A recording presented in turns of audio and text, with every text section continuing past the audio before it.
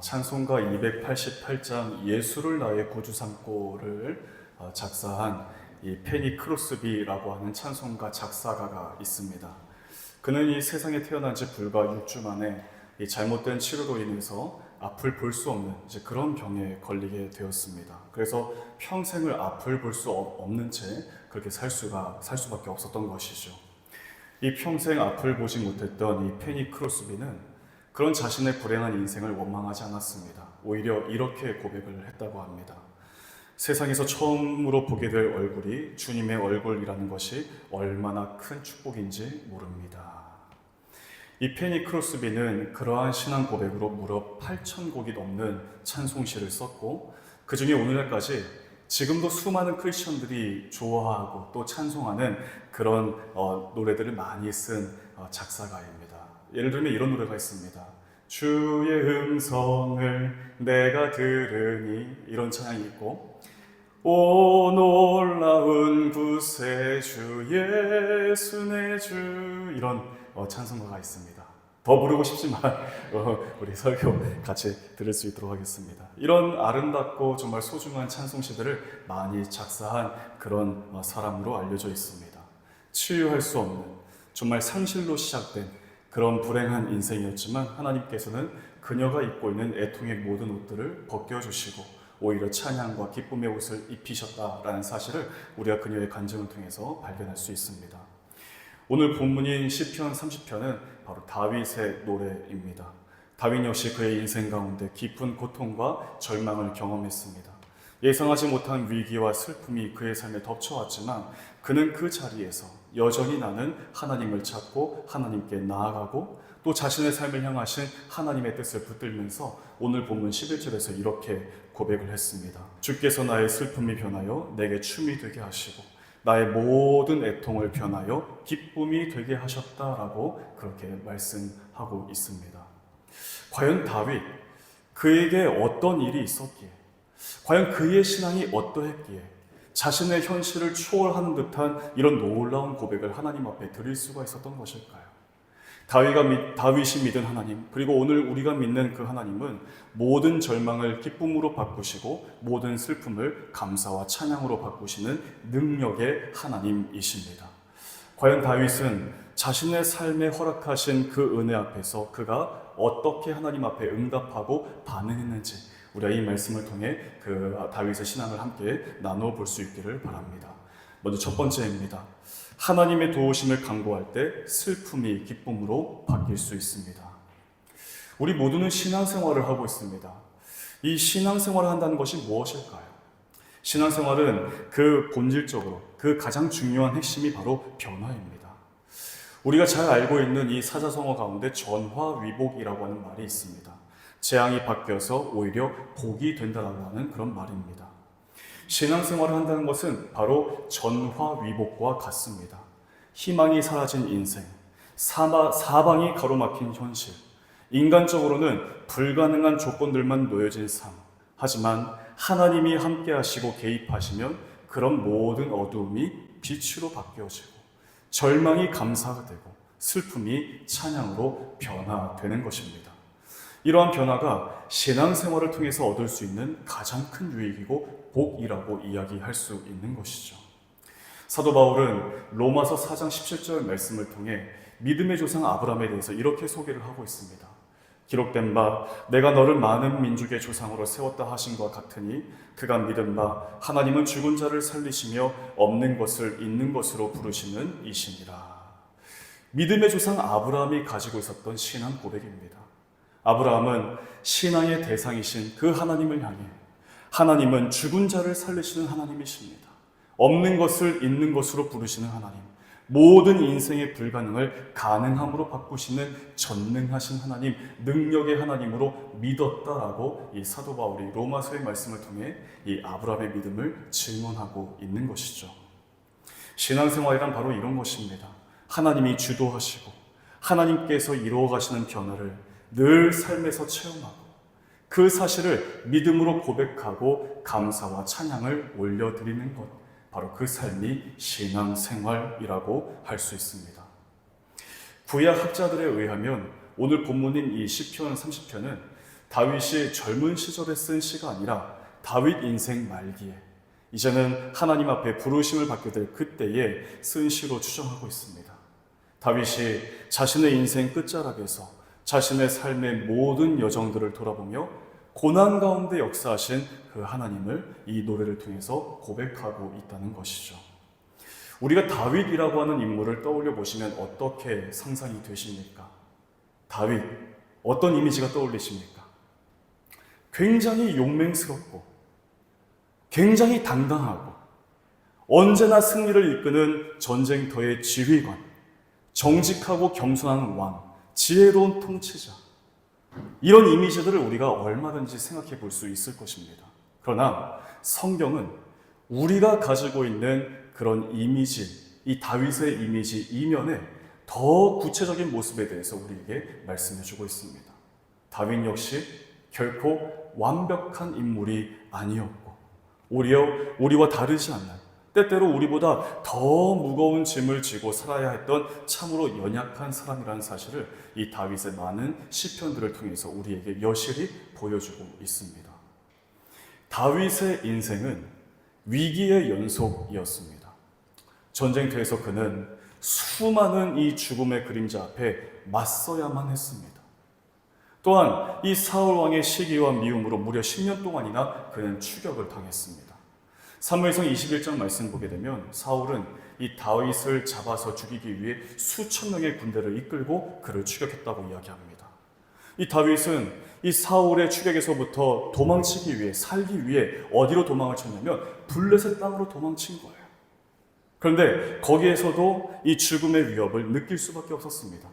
그때 이 다윗이 어떤 선택을 했냐면 블레셋 왕 아기스와 그리고 신하들 앞에서 미치광이처럼 행동을 하는 거예요. 침을 막 흘립니다.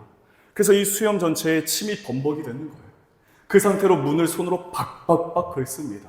그랬더니 그 나라의 왕과 신하들이 야, 다윗이 예전 같지가 않다. 저자를 그냥 추방시켜버리는 게 낫겠다라고 해서 가까스로 그의 생명이 구원될 수 있었던 그런 일들을 이야기하고 있습니다. 다윗의 일생에서 가장 비극적인 순간은 바로 그의 가정에서부터 비롯되었습니다. 자식들끼리 서로가 서로에게 칼을 겨누는 거예요. 그리고 실제로 자식들끼리 서로를 죽이는 일들이 있었습니다. 특별히 이 다윗의 세 번째 아들인 압살롬은 왕위를 찬탈하기 위해서 아버지 다윗을 향해 칼을 겨누었고 아버지를 죽이기 위한 시도까지 했습니다. 그러나 이 다윗의 군대 장관인 요압에 의해서 그 압살롬이 죽임을 당하게 된 것이죠. 이 일은 다윗의 삶에서 가장 아픈 사건이었을 것입니다. 사랑하는 자식들이 싸웁니다. 서로를 죽입니다. 그리고 그 아들 중에 하나가 자신을 향해 칼을 겨눕니다.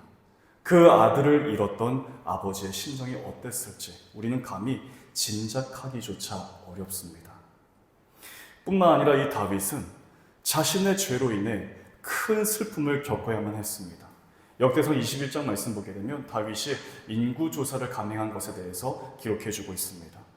한 나라의 왕으로서 자신의 나라에 몇 명이 살고 있는지 그 인구조사를 한 것이 왜 죄악이 되고 왜 잘못이 되었던 것일까요? 이 역대상 21장 1절 말씀 보게 되면 이렇게 말씀합니다. 사탄이 일어나 이스라엘을 대적하고 다윗을 충돌하여 이 이스라엘을 계수하게 하니라. 사탄이 일어나 다윗의 마음을 충동질하였다. 그렇게 이야기하는 거예요. 어떤 마음을 사탄이 넣었던 것일까요? 하나님 명하신 적이 없는 이 인구조사를 감행했던 다윗 그 마음의 중심에 그동안 이스라엘 나라가 모든 전쟁에서 승리할 수 있었던 그 이유가 하나님이 아닌 자신의 군사력에 있다는 것을 드러내고 싶어하는 교만함이 그 마음의 중심에 있었기 때문이라는 사실을 우리가 발견할 수 있습니다. 하나님보다 군사력을 더 의지하고 있던 마음, 지금까지 이 이스라엘 나라가 흔들림 없이 서올 수 있었던 것은 자신이 가진 힘 때문이라고 하는 그런 얄팍한 치적을 드러내고자 했던 교만한 마음 때문에 인구조사를 감행했다라는 것이죠. 그 결과 어떻게 되었습니까? 이스라엘 전역에 전염병이 내려진 거예요. 하루 만에 이스라엘 백성 7만 명이 죽는 이 참혹한 징계를 피할 수가 없었습니다. 자신의 잘못으로 그 무고한 수많은 백성들을 잃게 된 이 고통과 죄책감은 다윗의 생애에서 결코 지워낼 수 없는 커다란 아픔이었습니다. 이런 모든 순간들을 다윗은 시편 30편의 시를 기록하면서 자기의 삶을 돌아보는 것입니다. 때로는 원수들로 인해서, 때로는 자신의 씻을 수 없는 죄악으로 인해 결코 일어설 수 없고 회복될 수 없는 그러한 삶에 불과하다는 것을 이 시를 쓰면서 인정하지 않을 수가 없었을 것입니다. 우리가 인간적으로만 생각해 본다면 다윗의 삶은 어떻습니까? 용맹스러움이 아니에요. 완전한 절망입니다. 완전한 무너짐, 완전한 슬픔에 불과했고 그렇게 끝이 나야 맞는 것입니다. 그런데 놀랍게도 이 다윗은 그의 인생 마지막에 오늘 본문 11절을 통해서 이렇게 고백을 하고 있습니다. 우리 11절 말씀을 같이 한번 읽겠습니다. 시작. 주께서 나의 슬픔이 변하여 내게 춤이 되게 하시며 나의 베옷을 벗기고 기쁨으로 띠띠우셨나이다. 아멘. 내가 결코 해결할 수 없는, 정말 감당할 수 없는 그 큰 슬픔 앞에서 하나님께서는 내게 큰 기쁨의 옷을 입히셨다고 다윗이 그의 인생 마지막에 고백하고 있는 겁니다. 과연 어떻게 이런 고백을 할 수 있었을까요? 그의 삶에 어떤 과정들이 있었기에 하나님 앞에 이런 놀라운 고백을 할 수 있었을까요? 10절에서 다윗은 이렇게 하나님 앞에 간구하고 있습니다. 우리 10절 말씀도 같이 한번 읽겠습니다. 시작. 여호와여 들으시고 내게 은혜를 베푸소서. 여호와여 나를 돕는 자가 되소서 하였나이다. 우리가 다윗의 여러 시편들을 통해 발견할 수 있는 중요한 사실 한 가지가 있습니다. 그것은 다윗은 자신이 어떤 상황 가운데 처해 있어도 한결같이 하나님을 찾았다라고 하는 사실입니다. 기쁠 때도 하나님 앞에 엎드려서 그는 감사의 제사를 드렸고, 반대로 눈앞에 원수와 죽음의 위협이 몰려와 있을 때에도 그는 여전히 하나님을 찾고 하나님 앞에 엎드렸다라고 하는 사실이죠. 그는 이렇게 기도했습니다. 여호와여 나의 영혼이 주를 우러러 보나이다. 나의 하나님이여 내가 주께 의지하였사오니 나를 부끄럽지 않게 하시고 나의 원수들이 나를 이겨 개가를 부르지 못하게 하소서. 하나님이여 나의 부르짖음을 들으시며 내 기도에 유의하소서. 내 마음이 약해질 때에 땅끝에서부터 주께 부르짖으오리니 나보다 높은 바위에 나를 인도하소서. 다윗은 자신의 상황이 어떠하든지 어떤 상황에 처해 있든지 하나님께 부르짖으면 하나님이 반드시 들으신다라는 확신이 그에게 있었던 것입니다. 그래서 그런 확신 가운데 자신의 모든 문제와 자기 삶의 슬픔을 조금도 숨김없이 하나님 앞에 그대로 다 맡겨드렸던 것입니다. 하나님께서 그런 다윗의 기도를 들으시고 그 다윗의 모든 슬픔에서 건져주실 뿐만 아니라 하나님께서만 주실 수 있는 기쁨과 평안을 그의 삶에 충만하게 공급하셨다는 사실을 우리가 이 본문을 통해서 발견할 수 있게 되는 것이죠. 사랑하는 여러분, 하나님만이 우리의 도움이십니다. 사람의 위로가 아니고 환경의 변화가 아닌 오직 하나님만이 우리의 삶을 근원에서부터 바꾸실 수 있는 능력의 하나님이십니다.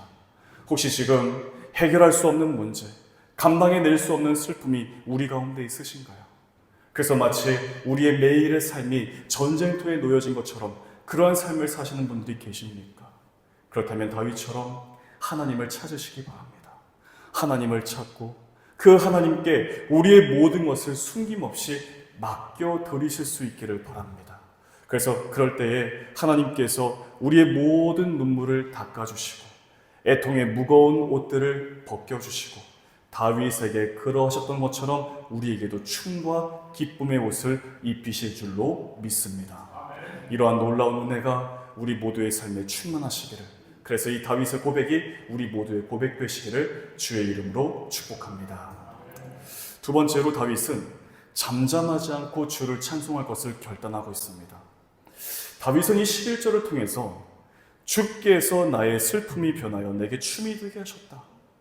그 슬픔을 상징하는 베옷을 벗기시고 기쁨의 옷을 입히셨다라고 고백합니다. 그러면 이 다윗이 말하고 있는 슬픔이란 무엇일까요? 정말 그 일생을 누구보다 행복하고 기쁘게 살았을 것 같은 이 다윗인데 우리가 살펴보니까 전혀 그렇지가 않은 거예요. 그런 다윗이 이야기하는 슬픔이 무엇이었을까요? 단순한 우울의 감정, 또 우리 삶에서 찾아오는 크고 작은 문제, 또 실패들, 그 정도가 아닙니다.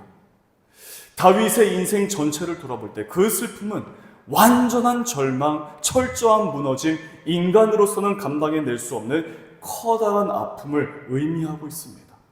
수많은 전쟁터에서 마주한 죽음의 짙은 그림자, 그에게 얼마나 많은 배신자들이 있었을까요? 가정의 파탄입니다. 그리고 그 씻을 수 없는 죄악의 결과들이 그의 삶에 늘 있어 왔습니다. 결국 이 다윗의 삶을 고통스럽게 만들었던 슬픔의 문제는 모든 인간이 피할 수 없는 영원한 죽음의 문제라는 사실을 우리가 발견할 수 있습니다. 서울여자대학교 이종태 교수님이 자신의 책, 이 교회의 시간이라고 하는 그 책을 통해 모든 사람이 겪을 수밖에 없는 문제에 대해서 이렇게 쓴 글이 있습니다. 제가 그 글을 잠시 소개해 드리겠습니다. 삶이란 숨소리에 불과하다는 것입니다. 울음소리로 시작해서 다시 울음소리로 끝날 때까지 그 사이에 계속 반복되는 어떤 숨소리들, 그것이 바로 우리의 인생이었습니다. 이런 숨이 하나님이 태초에 사람에게 살라고 불어넣어 주신 그 숨일까요? 그렇지 않습니다. 이 숨은 하나님이 불어넣어 주신 그 숨이 아닙니다. 이 숨은 그저 목숨에 불과합니다. 그저 목에 붙어있는 숨에 불과합니다. 오늘은 붙어있지만 내일은 또 어떻게 될는지 모르는 숨, 목이 흙으로 돌아가면 결국 허공으로 사라져버리고 마는 숨, 그야말로 한숨에 불과합니다. 이런 한숨을 쉬며 사는 것이 과연 하나님이 창조하신 생명의 삶일까요? 그렇지 않습니다. 우리가 신앙하는 하나님은 우리를 구원하시는 하나님이십니다. 그런데 무엇으로부터 우리를 구원하신다는 것인가요? 바로 죽음으로부터 우리를 구원하십니다. 무의미로부터 우리를 구원하십니다. 죽음과 허무와 지옥, 이 셋은 결국 같은 것들이며 우리는 그것들로부터 우리를 구원해 주시는 하나님을 신앙합니다. 삶이란 결국 울음에서 시작하고 울음으로 끝이 난다.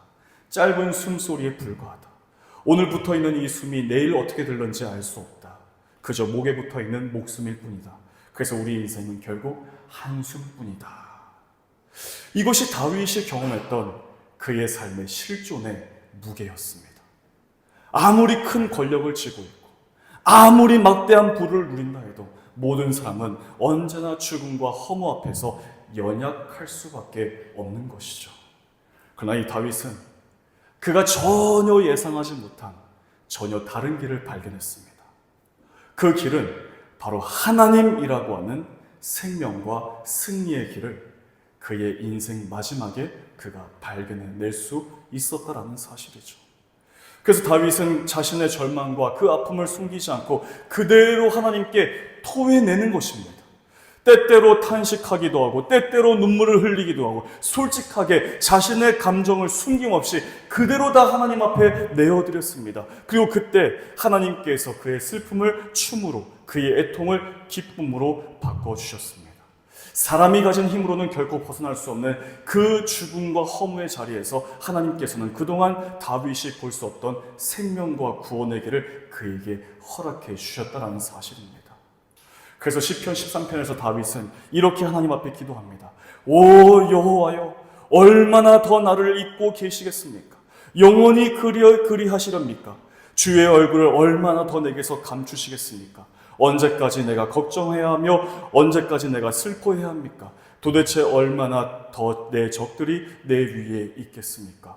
오 여호와 하나님이여, 나를 보시고 응답하소서. 내 눈을 뜨게 하소서. 내가 죽음의 잠에 빠질 것 같습니다. 그러면 내 대적이 내가 그를 이겼다 하고 내가 흔들릴 때 나를 괴롭히던 사람들이 기뻐할 것입니다. 이게 무엇입니까? 우리 하나님 앞에 어떻게 기도합니까? 전능하시고 자비로우신 하나님, 크고 놀라우신 하나님. 그런데 지금 다윗은 그렇게 기도하고 있지 않는 거예요. 지금 자신이 처해 있는 그 상황, 대적들에 의해서 쫓김을 당하고 있는 그 상황, 그때 자기가 겪고 있는 그 감정들 숨김없이 하나님 앞에 다 드러내고 있는 것입니다. 하나님, 나를 주목해 주십시오.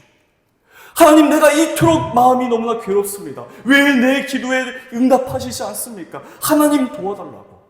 그 응답이 자신의 삶에 주어질 때까지 계속해서 하나님을 찾고 기도했던 다윗의 모습을 발견하고 있는 것입니다. 시편 142편 3절과 4절에서 이렇게 기도합니다. 내 영이 내 속에서 상할 때에도 주께서 내 길을 아셨나이다. 내가 가는 길에 그들이 나를 잡으려고 올무를 숨겼나이다. 오른쪽을 살펴보소서. 나를 아는 이도 없고 나의 피난처도 없고 내 영혼을 돌보는 이도 없나이다. 그렇게 기도하는 가운데 그가 발견한 것은 나의 도움은 그 어떤 사람들도 그 어떤 환경도 아닌 오직 하나님뿐이십니다. 하나님만이 나의 도움이 되시고 나의 피난처가 되시고 나를 지켜주시는 거대한 바위가 되십니다라고 하면서 자신의 삶을 온전히 의탁드린 이 다윗의 신앙을 우리가 볼 수 있는 것입니다. 이것이 다윗의 기도입니다. 자신의 힘으로는 도저히 이겨낼 수 없는 그 죽음의 그림자와 절망 앞에서 자기 감정은 그대로 하나님 앞에 다 쏟아내었습니다. 숨김없이 솔직하게 하나님을 찾는 것입니다. 하나님은 그런 다윗의 기도를 들으셨고 너무나 자상하고 섬세하게 다윗의 삶을 붙드시고 그의 삶을 회복시켜 가시는 것입니다. 다윗은 그러한 하나님의 은혜로 다시 일어설 수 있었고 그리고 거기에서 멈추지 않고 이렇게 결단합니다.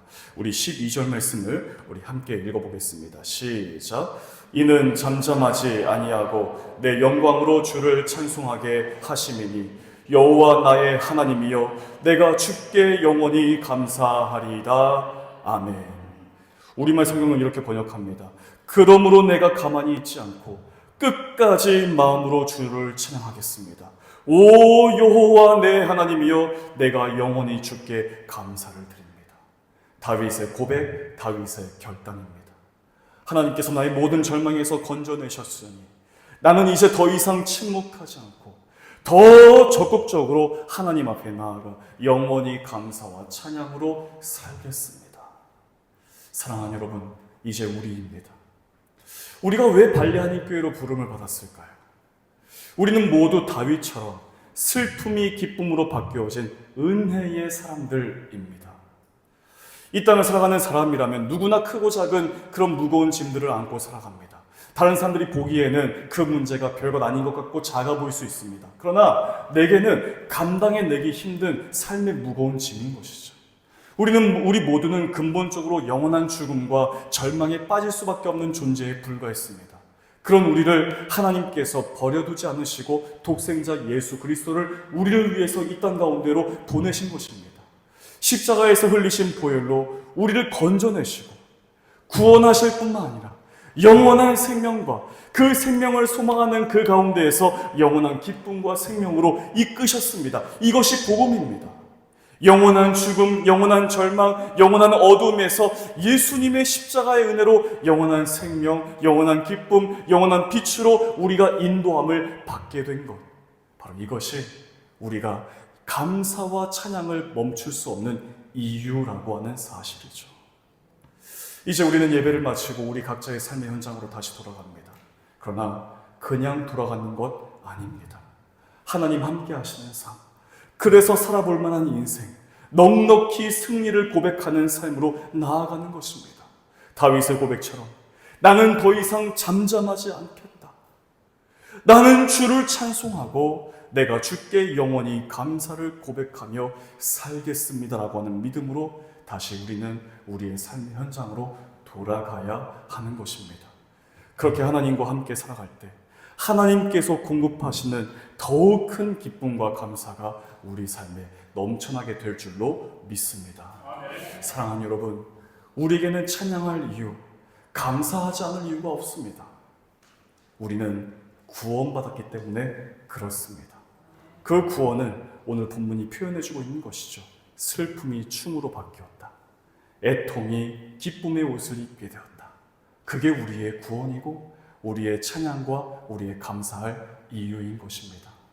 여러분들, 우리가 살아가는 이 세상 얼마나 문제가 많고 우리의 삶을 괴롭게 하는 일들이 많습니까? 우리가 하나님 앞으로 나아가는 것조차도 주저앉게 만드는 세상이 바로 우리가 살고 있는 삶의 현실입니다. 그러나 우리에게 어떤 결단이 있어야 될까요? 나는 잠잠하지 않겠다. 나는 그 방해에 머물러 있지 않겠다. 나는 숨어 있지 않겠다.